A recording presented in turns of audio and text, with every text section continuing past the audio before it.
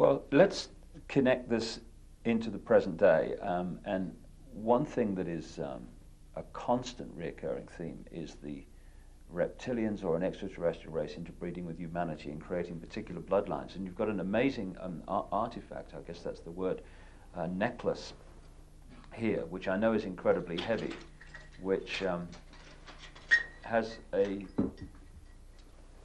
very significant contribution to make to this theme of extraterrestrials or another race, not human, interbreeding with humanity.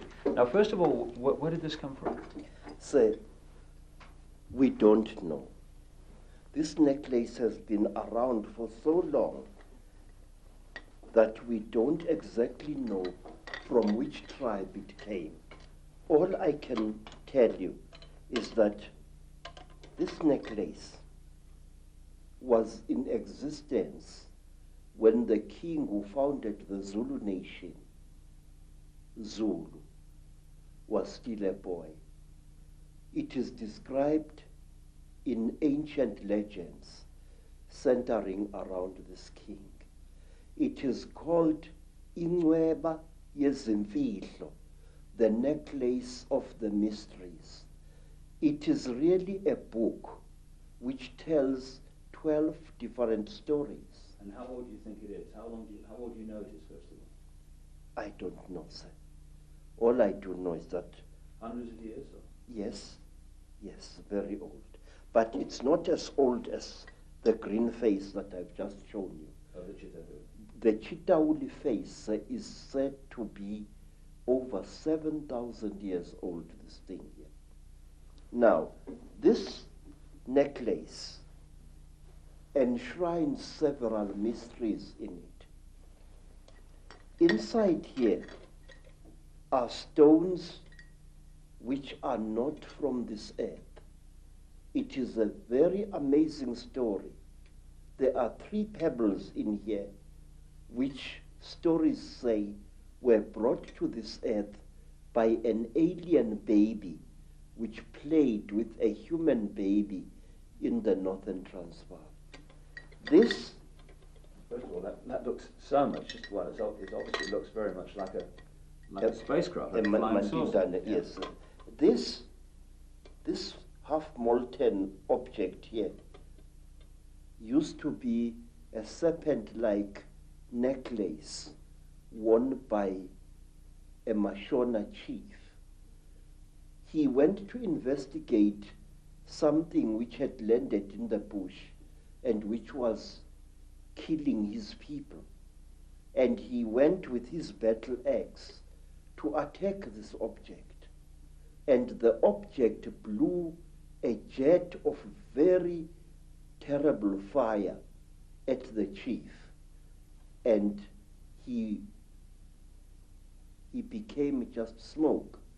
And this was all that was left of him. Now, this necklace enshrines one of the oldest and the greatest mysteries in our country, that the god beings which we call by the name Chitauri and which are called Zishwezi or Imanugela in the languages of other tribes throughout Africa. These gods came down to the earth in great vessels made out of gold, and they united with female human beings to create a race of kings and queens on our earth. There isn't a tribe, Mr. Ike, anywhere in Africa. And when you return to South Africa, I will ask you to investigate this very closely. There isn't a tribe anywhere in southern, central, western, and eastern Africa, which doesn't claim that kingship was a system that was brought down from the sky by gods who either traveled in swings, as the pygmies of Zaire say, or who came down in huge vessels which were shaped like bows, vessels made of gold, vessels bigger than mountains. I wish to share these things with you, sir, as briefly as I can.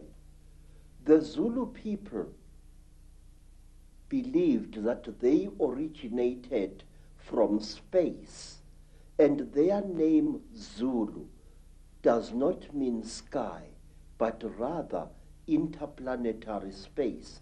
And the word Zulu also has to do with traveling.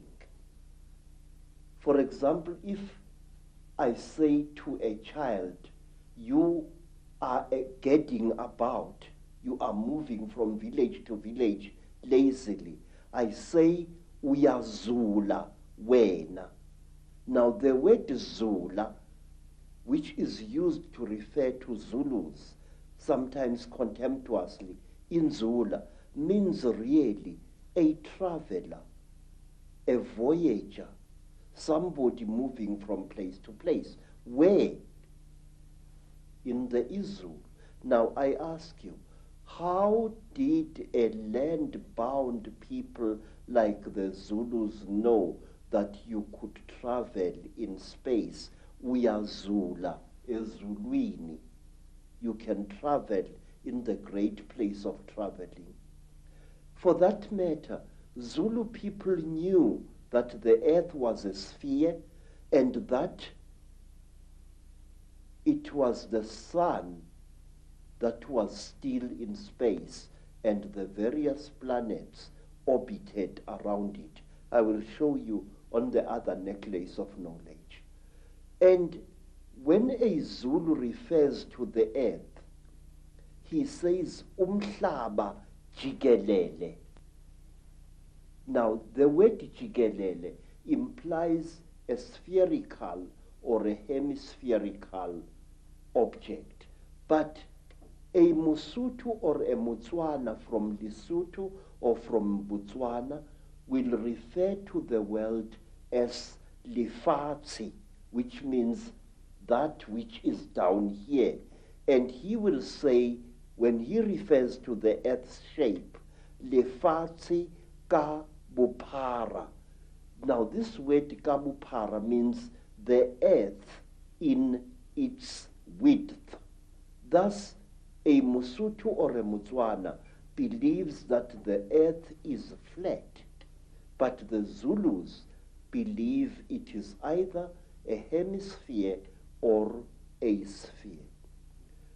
The Zulu people were the first people to know something that is now attributed to Albert Einstein, namely that space and time are one and the same thing. Zulus knew that long before Einstein was born. They said that one other Zulu name for space is umkhathi. Umkhathi, U-M-K-H-A-T-H-I, umkhathi. And they called time isikhathi.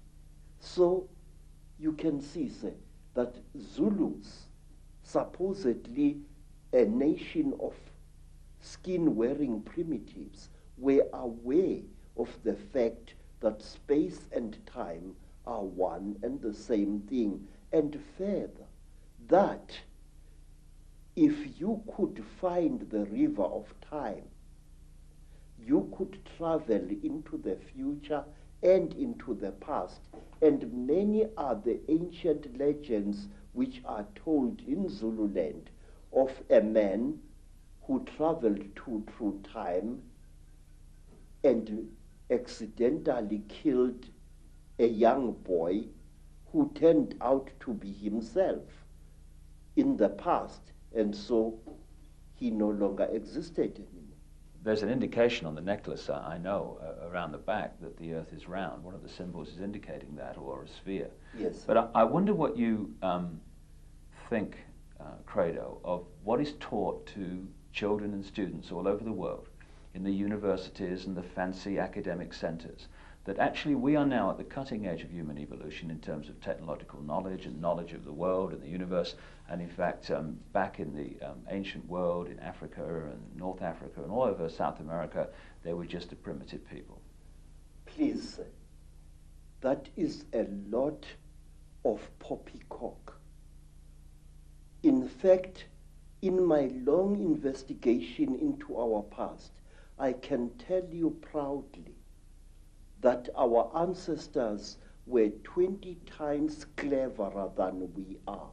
What I feel and what I think is that in the past, human beings were cleverer than we are today, and that human beings knew more than we know now. We are not progressing, Mr. Ike. We are simply rediscovering things that were known by better men and better women than we are thousands of years ago. I wish to offer you proof of this, some of it at least.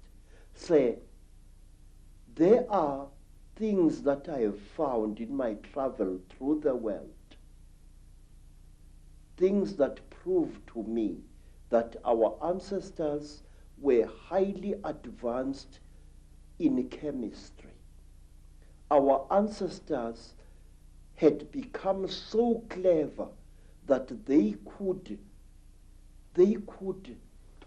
take science and reduce it to such a simple level that they were able to help hundreds of starving human beings after some traumatic happening in the past.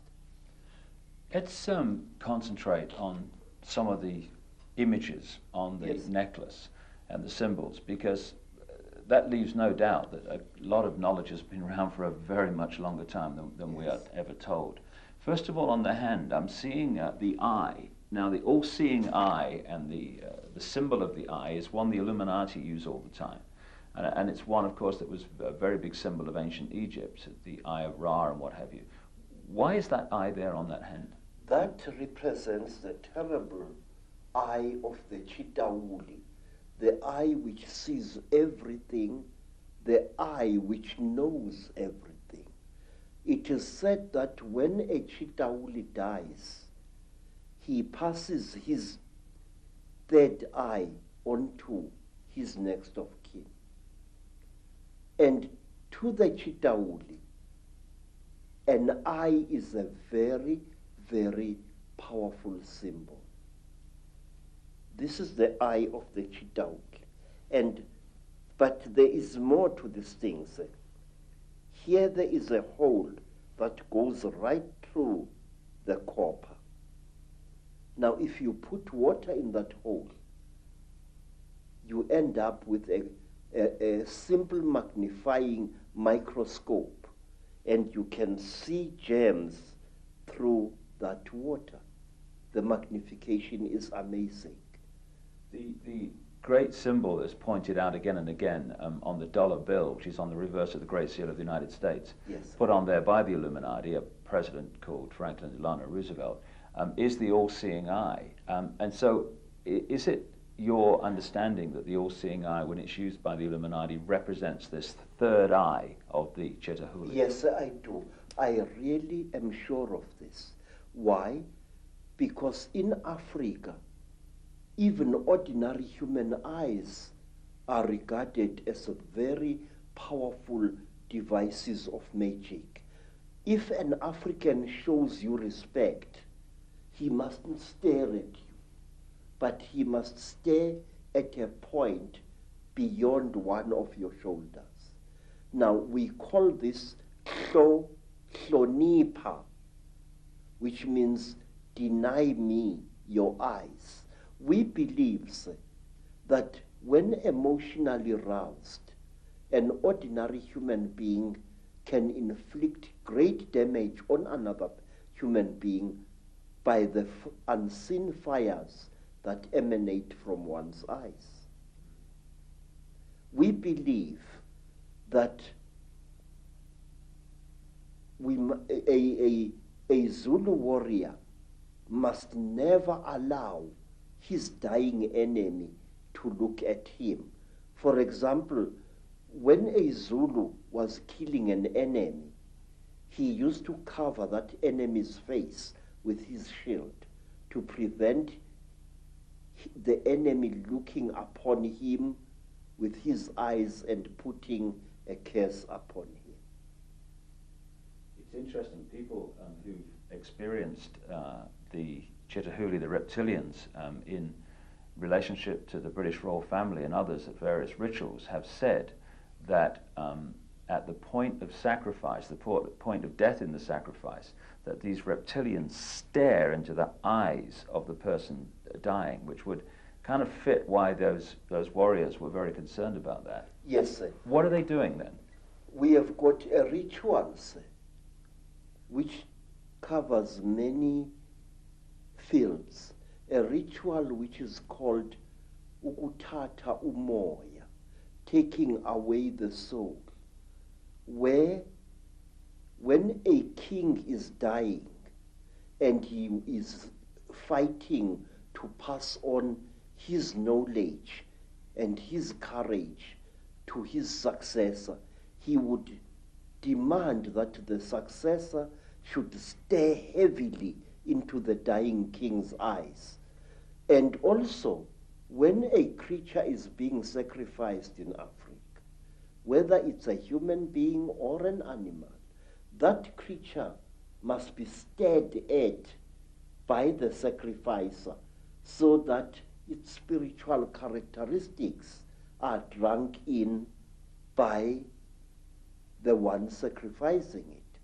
I have seen many times on hunting expeditions in Kenya, Tanzania, and other parts of Africa, when a lion is just about to breathe its last, the hunter, one of the hunters, will stare into the lion's eyes until the lion's eyes start glazing in death. It is drinking in the soul.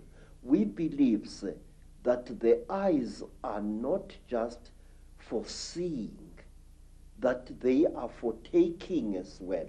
Now, on the hand here is what looks like the symbol of the constellation of Orion. What's the significance of that?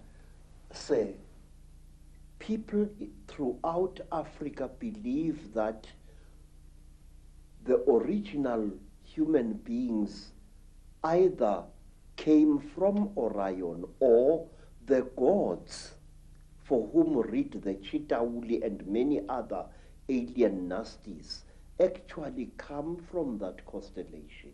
We call it the constellation of Umhambi, the one who travels very, very far away. And we call this constellation also the constellation of Matsieng, the giant who was sent by God to this earth to create the first human beings. Matsieng was accompanied by a male lion with a very black mane, and he was also accompanied by his dog. And he traveled throughout the world. He first created the first race of human beings, and they were so stupid in appearance that he buried them alive in a cave, and then he created the next race of human beings, which was clever, and we are the descendants of that race. Also on the hand is what we would call today the Star of David, which of course is not actually a Jewish symbol. It started being used quite relatively recently in that sense, but it's actually a symbol that's been found all over the ancient world. What's the significance of that being on the hand?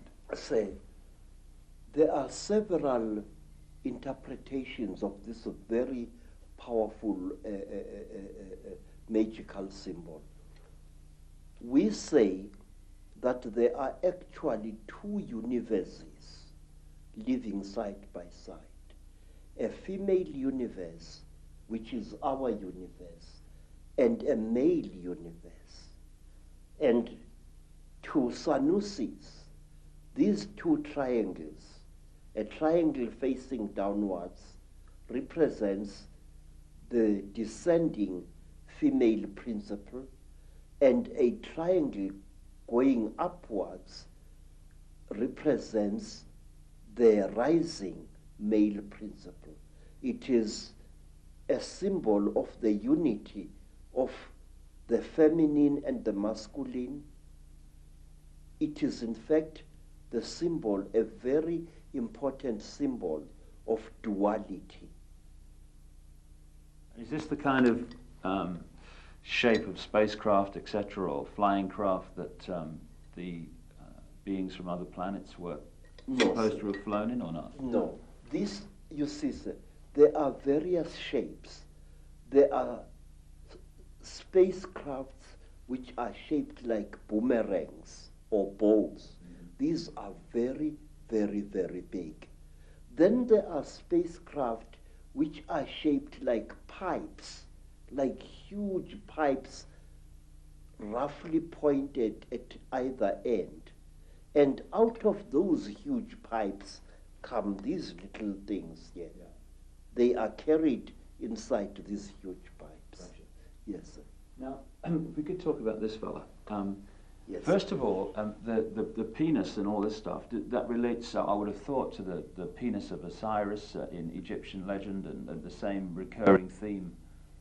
Would that be along the right lines? We say that King Samahongo, who is represented here, yeah, the lord of all the Chitauri, call them what you will, had his penis cut off by Prince Muari, an African hero, and he replaced it with a golden one. Originally, we are told this thing was made of gold. And now each time when we recall the story of the great marriage between human women and Chitauri men, we unite these creatures symbolically. And sometimes when the necklace is lying on the ground, we make a bed out of animal skin for these two figures, and then we lay them side by side and cover them with a small skin. So why are the depictions of the gods, if they were reptilian, why are they not constantly reptilian? Why are they symbolized in other forms? Because it is very, very, very forbidden to portray a Chitauli as it really is. Only in that large green head do we see a Chitauli represented more or less as it is. So this was dictated by the Chitauli from Yes, the start, was it? Yes. All along? It was. You are not allowed to represent the sons of the python as they really are. Then you are really in trouble. If you want to talk about the Chitauli, you must either play with shadows, you must place an image of a Chitauli against a light and project its shadow onto the wall. So you've got a fish, I know, on the necklace as well, and fish are scaled. Is this anything to do with the symbolic representation of the Chitahuli Yes, in a way that they couldn't do it openly? Yes, there is a particular Chitauli who is called Wowane by our people. Wowane was one of the few good Chitauli, because there are also some good people amongst them. Mm-hmm. And Wowane had a brother called Mpangu. According to one of the great stories, there erupted a terrible war on the red world where human beings had originally been created. And this war was between men and women. Yes. And in this world, men and women nearly decimated each other. But they were rescued by the Earth Mother, who sent a great Nkanyamba, that is a great dragon, to come out of the sky, to take them into its stomach and to bring them down to, not to our earth, to a beautiful watery world near the star of the red dog, Injebomvu, which the white people call Sirius, the star of anger. There, human beings were settled, but human beings started eating creatures which they found in the sea, which they thought were fishes, but which were really human beings. Human beings, we are told, started eating the Chitahuli who lived in the sea, according to one story. And the Chitahuli fought back against human beings. They attacked them with tornadoes.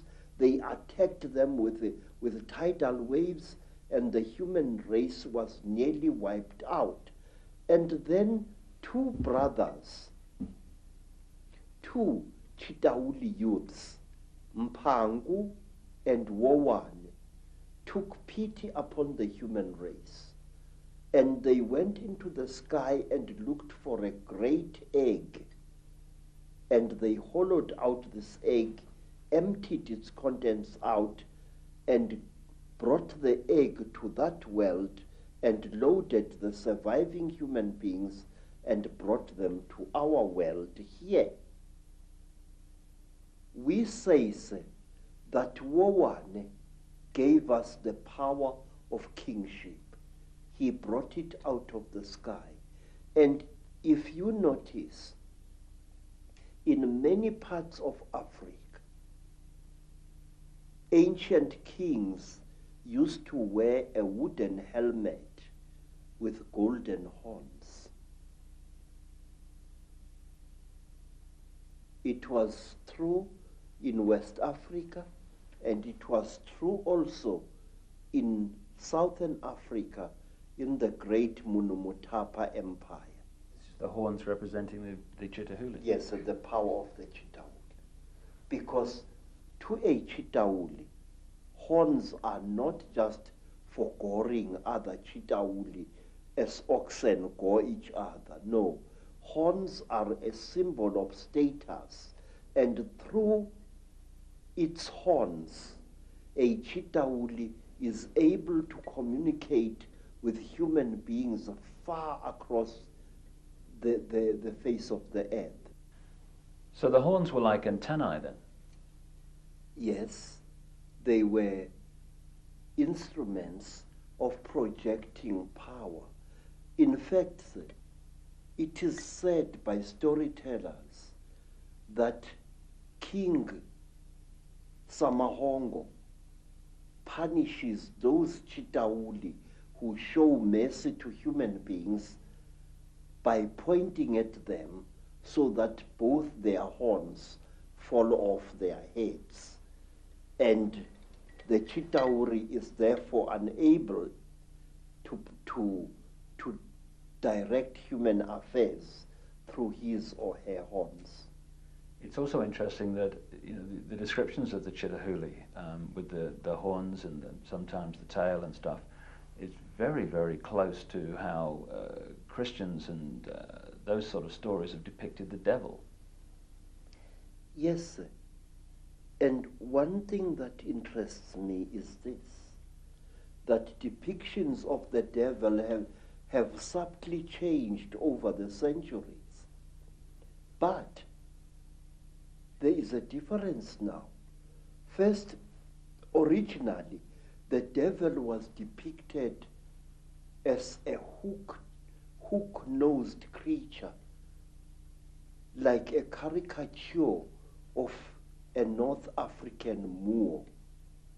That was at the time when the Europeans were fighting the Moors as well as the Arabs during the Crusades. Many depictions of the devil then show the devil as having a hooked nose. And then later, somewhere in the 19th century early, the devil was depicted as an African with a snub nose, thick lips, and very dark skin. But what amazes me is that now, more than ever before, the devil is represented as a Chidauli. What concerns me, sir, is this, that these alien creatures are now about to reveal themselves, and they are making us aware of how they look like. If you look, for example, at bioscope films which were made in the 1950s, the 30s, and so on, depictions of space aliens of that time are ridiculous, very laughable, but not anymore, sir. Today, we are having films that depict the grey aliens exactly as they really are, and the Chitauli exactly as they really are. My question is why? Are we being prepared for a major event? And let me share this with you. The group of American people who came to visit me a week or so ago and who left a rather unveiled threat about me shutting up or else my wife will die, who warned me about a certain creature called Eleazar or Melchizedek, that this creature is watching me. These people said this, that on Lake Titicaca there is a hidden beam of light coming from the sky onto the surface of that South American lake, and that on the 9th of September 1999, something very interesting is going to happen at Titicaca. Now, I'm interested to know what this is. Well, I know from my own travels to that area that there are endless sightings of craft and beings in that area. I've been there twice myself, and I do think, from my own research, Credo, that we are being prepared for these beings to openly be seen. And being prepared this way, sir, when we do see the nasties, we are not going to react to them with the fear that we would otherwise have reacted. Mm-hmm. Because now what game is someone playing? I think, sir, that they are playing the game that whoever they are, that we should accept these beings and welcome them with open arms, mm-hmm. and make them our masters. Yet again. You see, sir, there has been a steady build-up in books, in children's comics, and in other things of the fact that we must accept these creatures.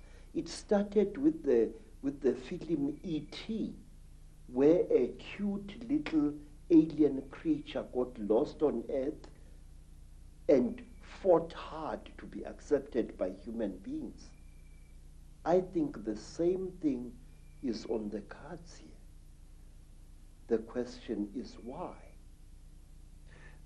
One other thing I would just like to raise before we move into the bloodlines and their connections to the Illuminati is one thing that keeps coming up in my work is that some of these Chitahuli, these reptilians, at a high level of their hierarchy are actually white. Have you come across that?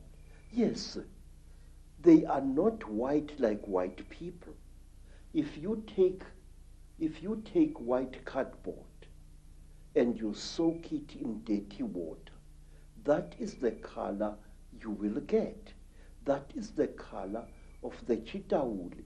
And wait, sir, let us think carefully about this. According to African storytellers, the Chitahuli have got cold blood.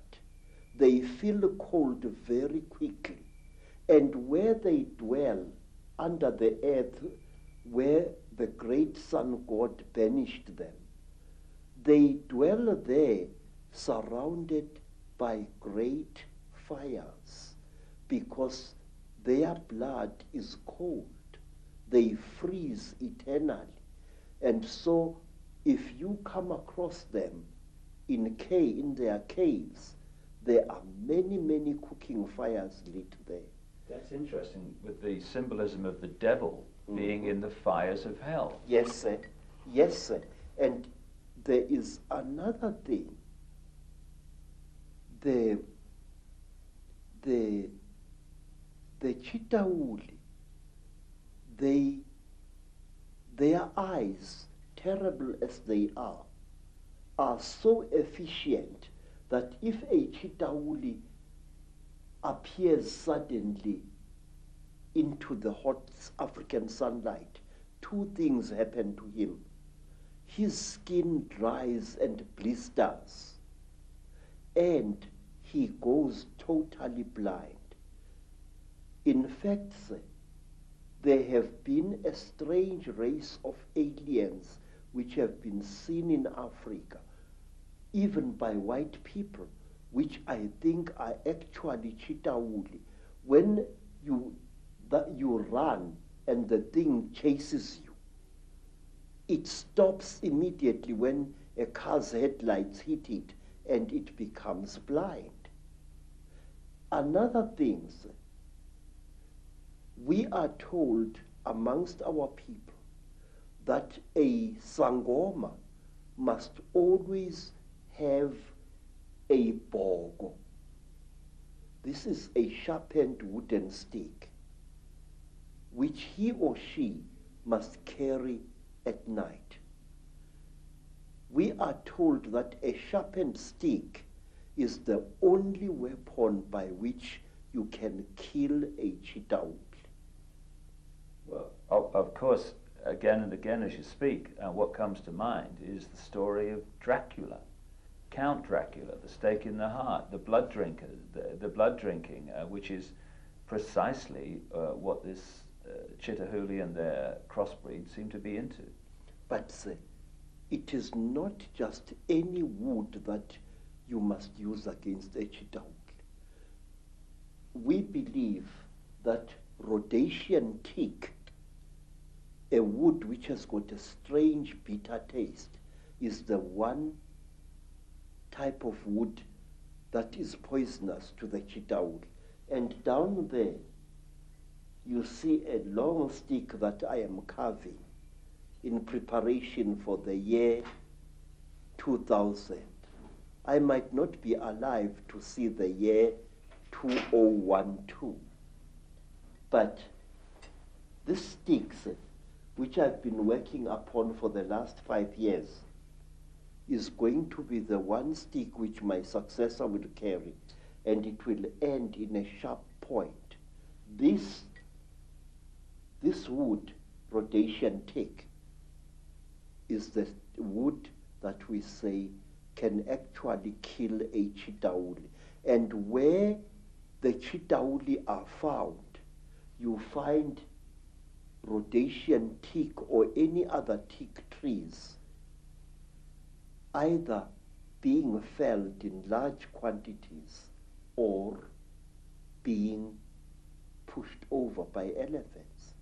May I point out to you, sir, that many of the trees that are being destroyed in the Amazon jungle and in the Southeastern Asian jungles, as well as in the African jungles, are teak, the one wood that the chitauli fear.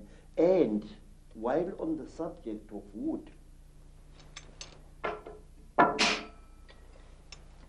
the only mask that can protect you against the chitauli is a mask made of teak.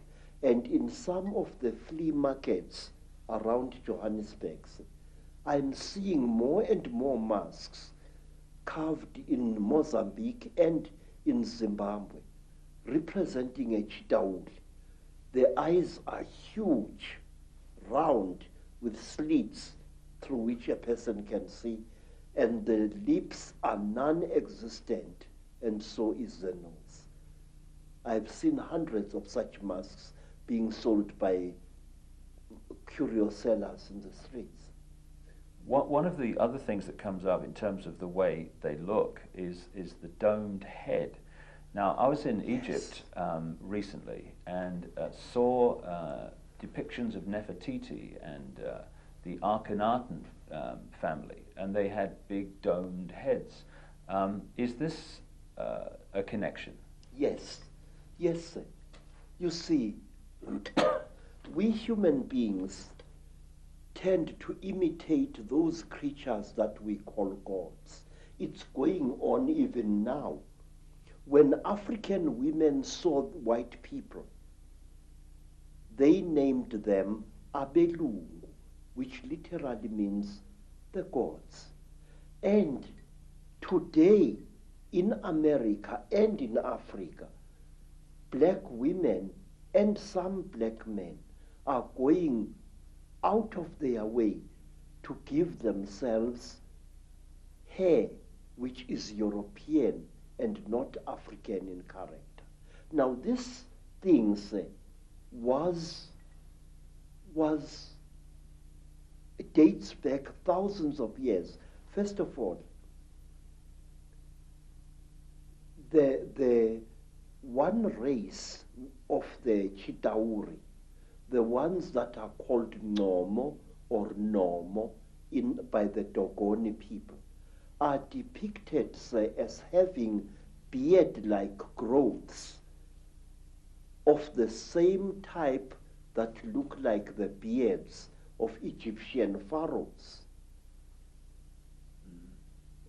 They are shown having, it is said that when a Chitauri gets very old, after tens of thousands of years, he or she develops a bone-like growth under the chin, which twists around like the horn of that kind of fish-like creature I saw in Europe in a picture called a narwhal.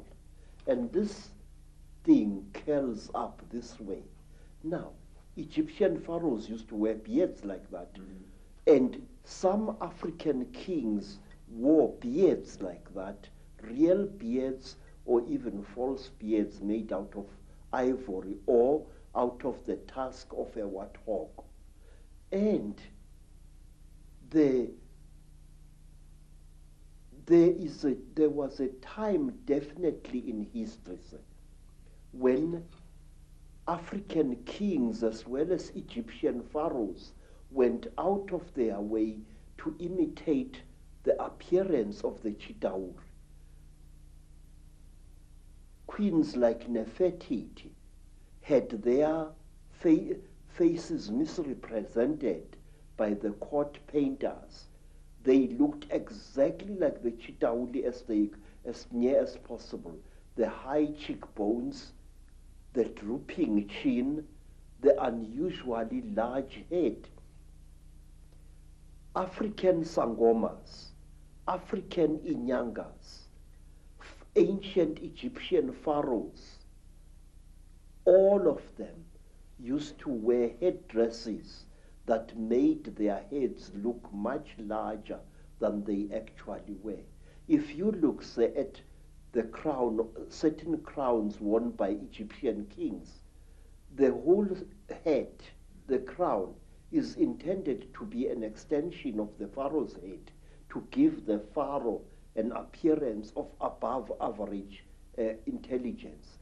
In Africa, we had kings who favored headdresses made out of the scrotums of elephants or rhinoceroses or even buffaloes.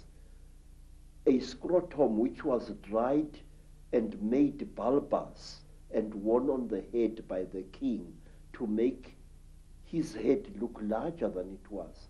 And lastly, in ancient Greece, at the time when Greece reached the great heights in its culture and civilization, the great ruler Pericles used to wear a special soldier's helmet with a bulbous skull, a helmet which made his head look much bigger than it really was.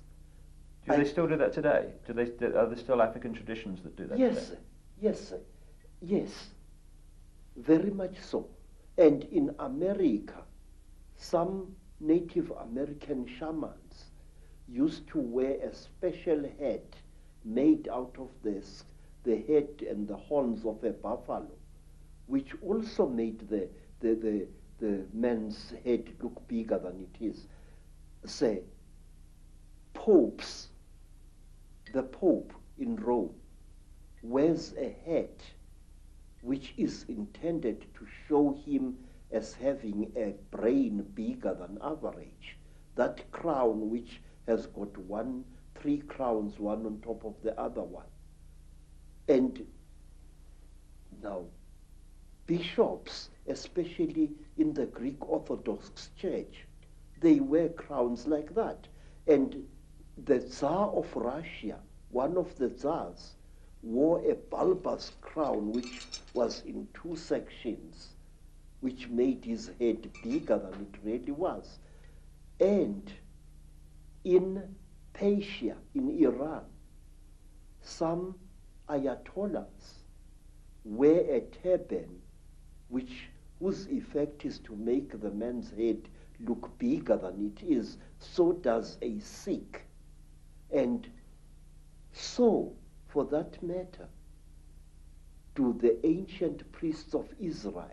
They also wore an onion-shaped headdress, whose impression was to give him a far and above size head. Aren't there also traditions in which they manipulate children's heads as they're growing so that they become more bony-like? Yeah. During my travels in Africa, I came across an amazing people whom you must visit. They are called the Mangbetu people, and they live near Lake Rudolph in Central Africa. They are a beautiful, aristocratic people. And what they don't know about the universe is just not worth knowing. The Mangbetu people believe that an elongated skull with a flattened forehead pleases the gods. They flatten the skulls of their children, causing constant headaches to the child even when the child has grown into adulthood. And I asked a beautiful Mangbetu woman, "Madam, why do you torture your children this way?" The woman, the wife of a senior chief, said to me, "Look, the gods want us to be like this. The story that you're telling, Credo, from the African perspective, is it in effect the same story as told in the tens of thousands of clay tablets found in what we now call Iraq, who've become known as the Sumerian tablets, that talk about a race of gods called the Anunnaki, who came in and brought knowledge, ruled the people, and interbred with them? Yes. Do you say, therefore, that the Anunnaki in those stories that have increasingly, of course, been translated in a number of books, yes, they were reptilian, you say? Say, all I do know is this, that here in South Africa, amongst the Xhosa people, amongst the Zulu people, there are beings who are very revered even now, and they are called Amanuna or Amanono. Amanono is Zulu, Amanuna is Xhosa. Now these beings are godlike beings, we are told. They can change their faces. They can change their appearance. They can shapeshift. Yes, sir. They are shape shifters. A manuna, now if a Xhosa man has married a very beautiful wife, a wife whose face seems to change every day, he teases that wife by calling her his inuna, linuna lam. In other words, a shape shifter. Say, it is said that the people who are closest to the hearts of the Manuna gods are women. And why? Because the women give to the Manuna the power of, they worship the Manuna, they hero worship them, which explains why Nefertiti wanted herself to look like one of them, and her children too. She was actually hero worshipping these creatures, and the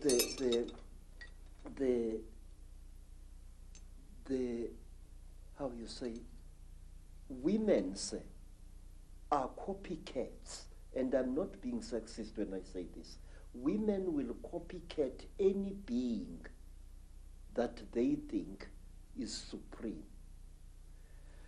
In Egypt also, you have the python-like headdresses, which are pretty obvious when you look at them, that the pharaohs were connected with. Yes, sir.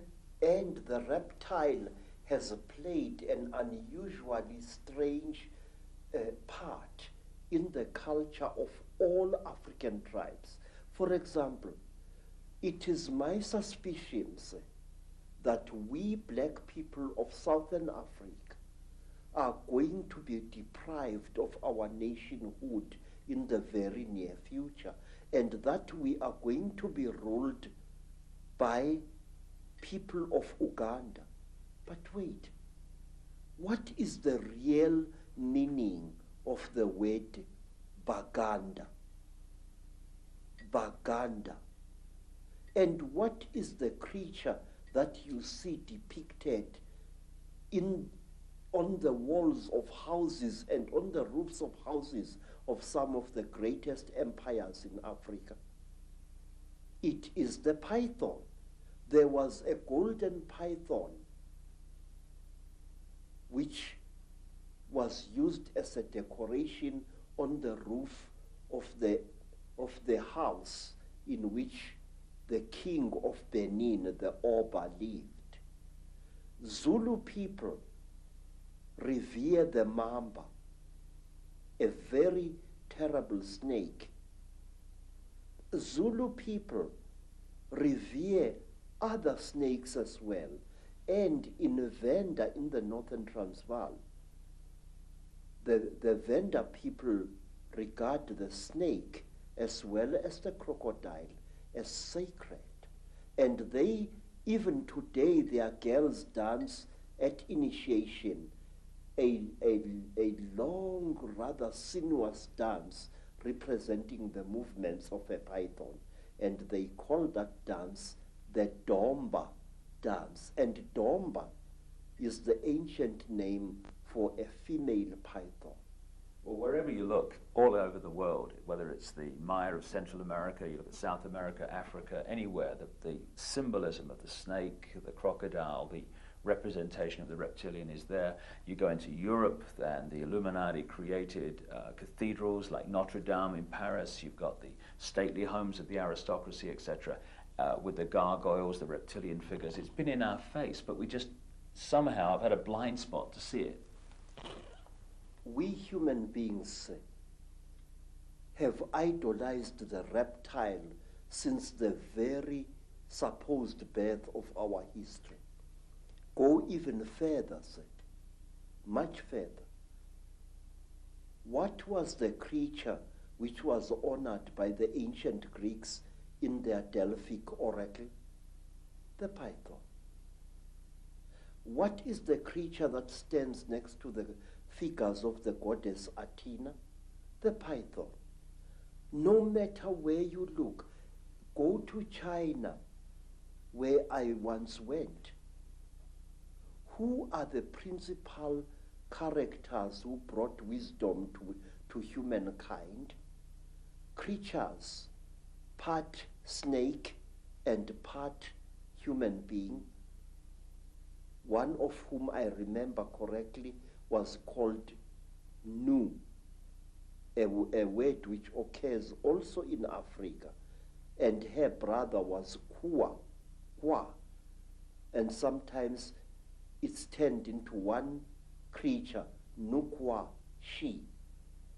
Everywhere we human beings have sacrificed our dignity as a species and attributed great intellect and great glory to reptiles, tortoises, turtles, lizards, snakes. Why? And even now, our fascination with the reptile and the amphibian has not stopped. In fact, it's growing. The popularity of all those dinosaurs in cartoon as well as in serious form, it makes me uneasy. If we could just pick up this line of bloodlines, which the Sumerian tablets talk about, which you talk about, the interbreeding of humanity, and how the accounts explain that these crossbreeds were put into the positions of royal ruling power, almost as like demigods, middlemen between the gods, the Chitahuli, the reptiles, and the people. Those bloodlines, in my own research, became the European royal families and aristocracy, and today are the ruling, banking, business, and political and royal lines of the world. And the genealogy supports this increasingly. Is there a tradition also that the royal lines of Africa go back to the same source? Please, you don't have to believe me. Go to Rwanda and there talk to the people there. They will tell you that the founding ancestors of their dynasties, the first kings who came from the sky, and they were called Imanugela, the ascending ones. Say, many African tribes believe that when the gods came down from the sky, they found human beings very, very stupid. And the human beings could not come before the gods in order to be taught. So what the gods did, and this is a story that you also find amongst the Dogoni people in West Africa, because the human beings were afraid of approaching these reptile gods, the reptile gods cold-bloodedly slaughtered one of their number and shed out its flesh with a specially gathered crowd of human beings. And these human beings then became the ancestors of our first great kings. Now say, African kings jealously guarded their blood. If the royal lines of Africa claim descendants from the same source, basically, have those lines interbred as obsessively as the European aristocracy and royal family, and not bred outside of those lines? Yes, sir. Royalty had to marry royalty. That was one of the strictest laws in ancient times. Which is obviously where we get the term the divine right of kings from. It's not actually God, it's actually the gods. Yes, sir, yes, yes. Royalty intermarried with royalty. You were not allowed to take a commoner as your senior wife if you were a king. You could take commoners after your senior wife. Once the genetics has been achieved. Yes, sir. Now, another thing, it is like the Sangomas. Very, very strictly speaking, a Sangoma who was sometimes viewed as a king or a queen was not allowed to marry outside her caste or his caste. Sangoma had to marry Sangoma, otherwise the non-Sangoma blood would pollute the god blood inside the Sangoma. The lady that I've quoted in my books, Cathy O'Brien, who wrote her own book, Transformation of America, about being a mind-controlled slave of the American elite, she talks in there about seeing George Bush as president and vice president shapeshift into a reptile. And so many other people have told me this story of world leaders today changing into reptiles in front of their eyes and then changing back again. And Miguel de la Madrid, the president of Mexico at the time of George Bush, said to Cathy O'Brien, as she quotes in her book, that a reptilian extraterrestrial race interbred with the ancient Central American people because they needed to create bloodlines through which they could operate. Yes. And he said that these bloodlines were, in effect, today's world leaders. Does it fit with your knowledge, Credo, that the royal lines of the Chitahuli reptilian human interbreeding that become the demigods and the royal families, etc., that they have gone on in Africa, as well as the rest of the world, to become the ruling lines and the ruling people of these countries? Yes, many of them have. In fact, some of Africa's most terrible warmongers, men who have drenched large areas of Africa in unnecessary blood and suffering, are directly descended from some of our greatest emperors of 600, 500, or even 1,000 years ago. Just as the American presidents are. Say, I would like to tell you about a man called Jonas Savimbi. Jonas Savimbi is a descendant of some of the greatest Angola kings.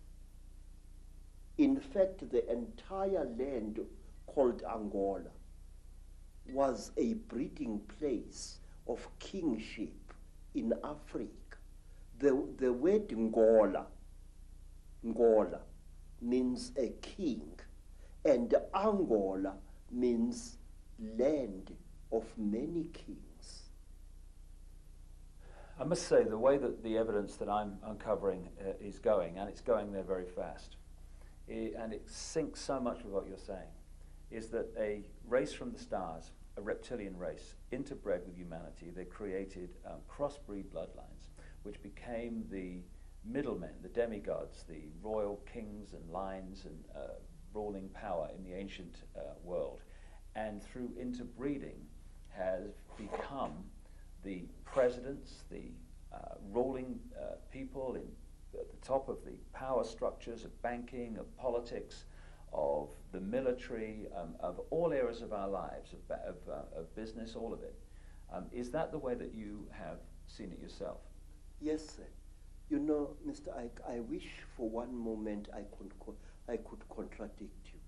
But for the last 40 years, I have observed an extremely disconcerting phenomenon in South Africa and in other parts of Africa as well. And this is the phenomenon.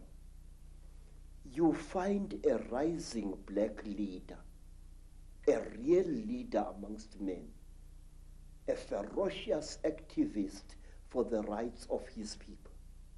This man starts something, whether it's a revolution or whatever, he starts it. And you look at his ancestry, because in Africa we look very closely at a man's ancestry. And you find that this man is nothing. Although he is doing such great deeds, he is actually a descendant of very peasant people. Ow. And you are worried. And all of a sudden, this black man will come to a sudden violent end, and a person who is totally new will take his place. And when you look at the ancestors of these people, this man, you find that he, or even she, is a person of very, very ancient African royalty. Now, let me show you. There was this war in Rhodesia, and many people got killed there. And there was a very fierce and dedicated general. His name was Tongogara. And Tongogara fought in Rhodesia. And just when victory was won, Tongogara was killed in a terrific explosion. Somebody put a bomb thing in his car and killed him very badly. But wait, Tongogara had been a descendant of a blacksmith. His surname, Tongo Gara, means powerful hammer. Now, who replaced Tongogara? A man called Robert Mugabe. Now, you can't get more royal than that. Mugabe is descended from ancient Mashona kings, and what is more, he knows it. Always a leader is removed, and when the power really comes,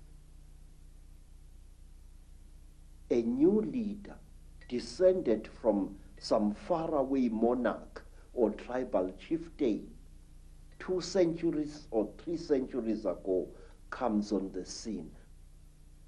Again and again, there seems to be this particular force which elevates its descendants over ordinary human beings.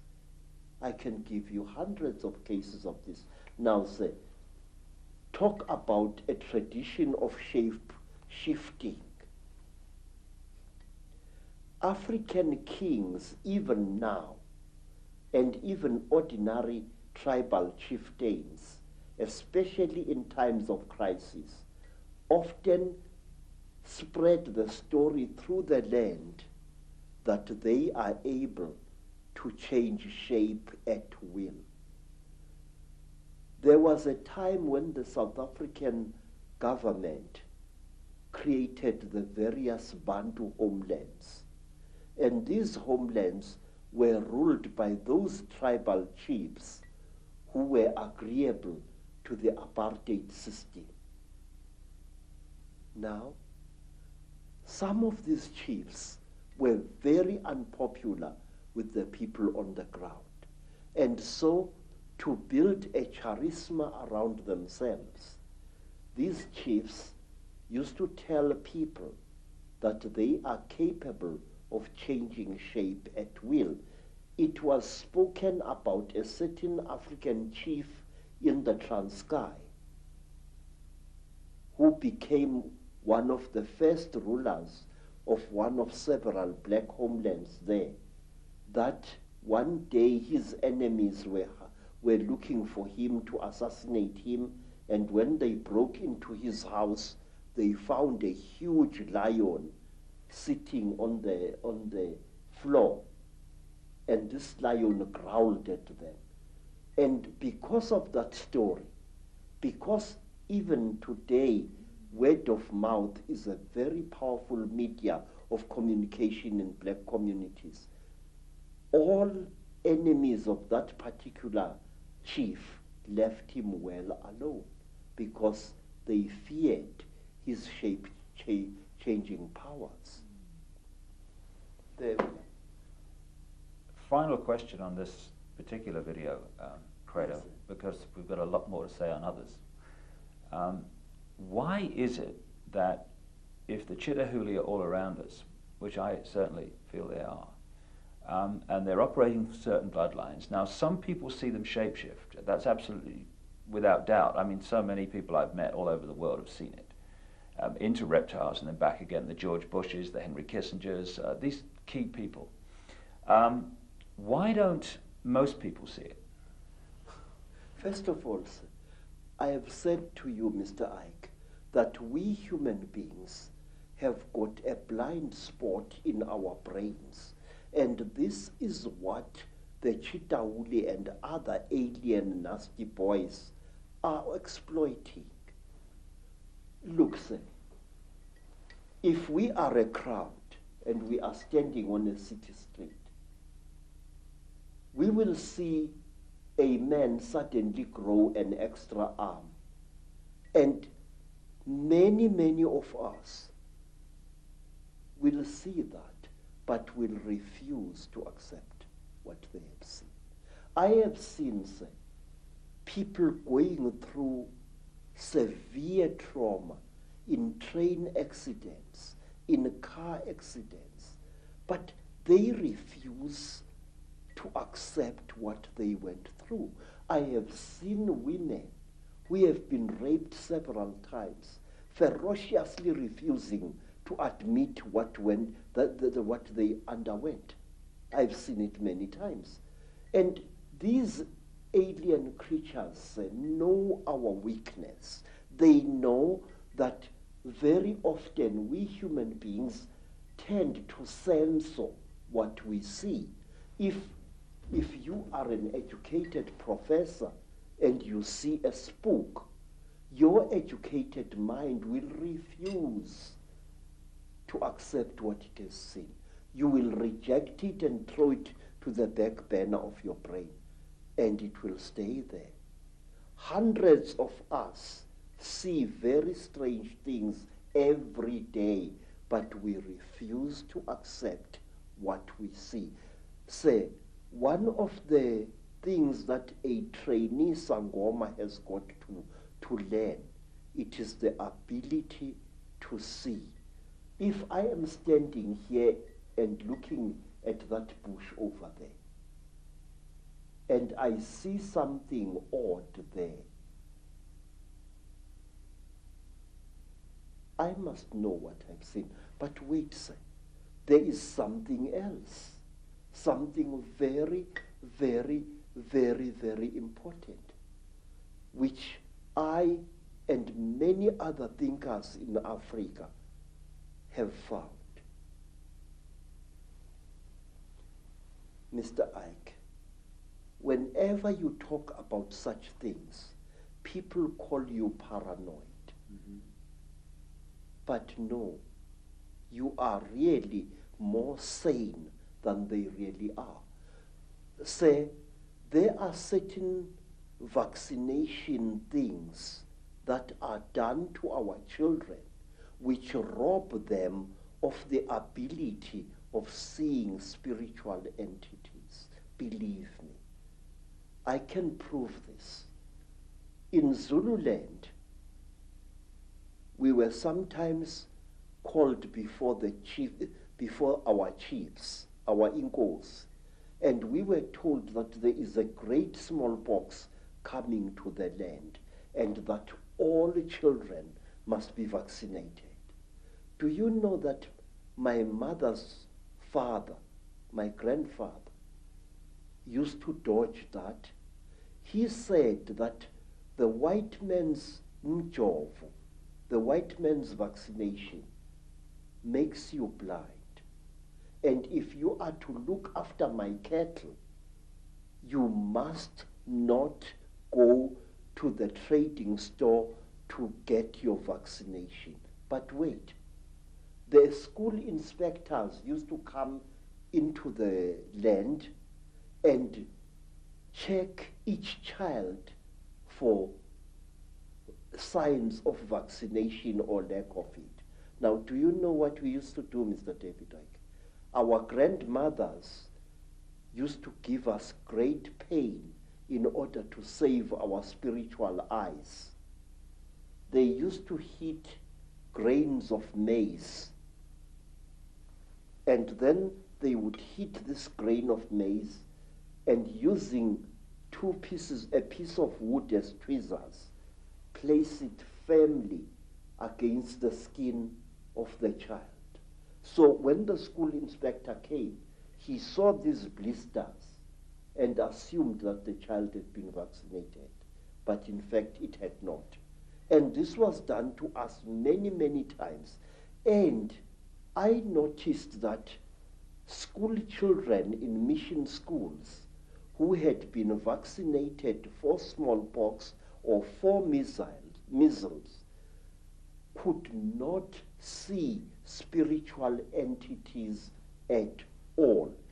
A ndondo, that is a flying saucer, a spuputeg, would fly through the sky at great speed and be seen by many men and women. But the child who had been vaccinated would see nothing. And I noticed this hundreds of times. Well, what you've just said about vaccines and their effect and shutting us down spiritually and multidimensionally is fantastic, given that no matter what your background, creed, culture, parents on every inch of the planet almost are being pressurized to have their children vaccinated more and more and more. And to summarize what you've been saying, and indeed it's so much in line with what I've come to the conclusion about as well, an extraterrestrial race, reptilian race, disconnected us from our true magnificent senses in a long, long ancient world. They've been manipulating us ever since, and the more that time has passed, the less we've realized this is going on. And now we're at a point where we are in a prison without bars, a massive prison, and we don't even know we're in prison. We don't even know the jailers are. Indeed, when the jailers are exposed, people just laugh and ridicule and all that stuff. So we're in an unbelievable situation. And we're in a jail we deny we're in. And there are jailers we deny exist. And we call it freedom. Yes, sir. Yes. You know, Mr. David, one of the reasons why I've joined forces with you is because I have serious reason to believe, and I will repeat these words until somebody shuts my mouth in death, I have serious reason to believe that on this planet, things are coming to a head, and our invisible jailers are going to fight tooth and nail to prevent this. Say, our people say that the blackest night often heralds the brightest dawn. The human being, captive as he is, slave as it is trying to fight back, sir. And this is where the crunch is going to come. I believe that we are not far away from the bloodiest crunch in the world. And I will tell you, my visions tell me that we are going to be struck with the most terrible sword of all, the sword of money, sir. Something is going to be done to money which will bring us all to the level of beggars. And do you know why, sir? Let me tell you. I used to work for big game hunters in Kenya. And one of them was an Italian gentleman. This Italian gentleman was such a powerful hunter, a white hunter. He used to shoot 2 bull elephants a day in Kenya, and he used to celebrate the shooting with a huge bottle. He called it a magnum of wine. I remember him pouring some of the wine onto the heads of the dead elephants. And then one day we went with this man to the land now called Rwanda, which used to be called Rwanda-Urundi. We went up the mountain, and there, accompanied by pygmies, he shot a gorilla, a huge ngangi with silver fur all along its back. And the great beast died so bravely that this Italian hunter started weeping like a woman. He fired us, told us that the job is finished, and he never hunted again. Sir, what I'm trying to tell you is this, that something inside us human beings is beginning to fight back against the Chitauri. Something inside us human beings is beginning to say no. And the Chitauri are going to drag us all right into hell itself in order to restore their power over us. Let me show you. Who would have thought in the 1950s, during the time of the Cold War, when everybody was expecting a bloody Third World War between Stalinist Russia and the Western nations, when British, American, and even Russian nuclear bombs were exploding all over the place, who would have thought that a few decades after that, there would come a time when a group of young men and women, the people of Greenpeace, would sail their ship, the Greenpeace Warrior, into a nuclear zone to prevent the French from testing one more atomic bomb. This tells us that something inside the human soul is fighting back. 40 years ago, it was once a very glamorous thing to kill animals. Today, a big game hunter like my Italian friend would never dare show himself in some hotels. He would be spat at and he would be beaten up by people, because the hero of yesterday, the Bwana Banduki, the gun Bwana of 40 years ago, is today a murderer. Now, things are coming to a crunch. 40 years ago, nobody cared a damn about the environment.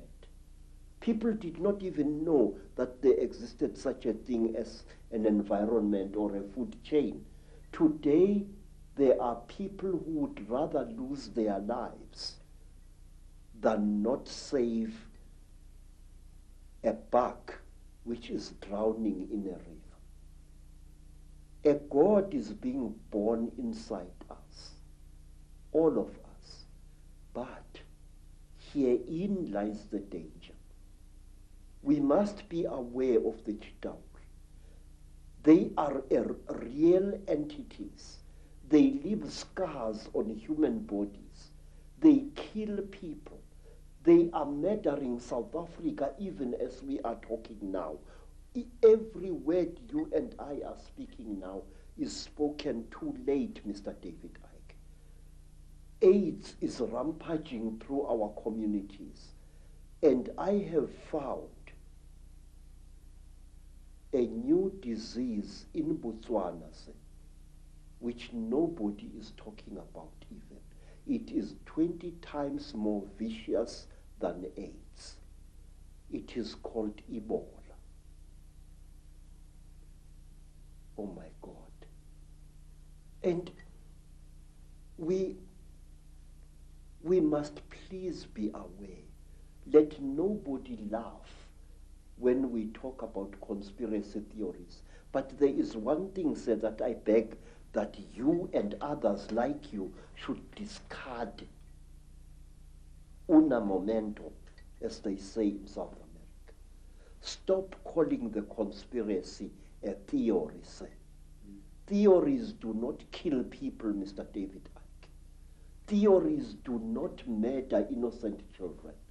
Theories do not put multiple murderers of Kabila's stripe into power in countries. Absolutely. Theories are just ideas floating in the air. The conspiracy is real.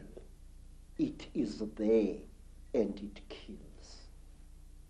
The staggeringly intelligent, the staggeringly wise, and the staggeringly knowledgeable Credo Mutwa. And his knowledge the world needs to know. Not only is Credo a man who has gathered this enormous knowledge together, he's a man with the courage and the foresight and the wisdom to know that the world needs to hear this, even though most of the world, particularly those who run the world, don't want anyone to hear this. But if we're going to be free, and we are, then we need to know all there is to know, and not just that which the few want us to think is the world, when a very different world is unfolding all around us every day. In the next video, we're going to be taking the story on with Credo and showing how these reptilian bloodlines and this Chitahuli, this reptilian group, expanded their power across the world, took over Africa and other great continents, and today are the ruling elite that controls planet Earth. And by knowing that, and by knowing how it's done and how it works, we can take control and power back into our lives from those who have controlled us and this planet for thousands of years. It's a great time to be alive. From Africa for now. Thank you, and thanks for listening to A Remarkable Man.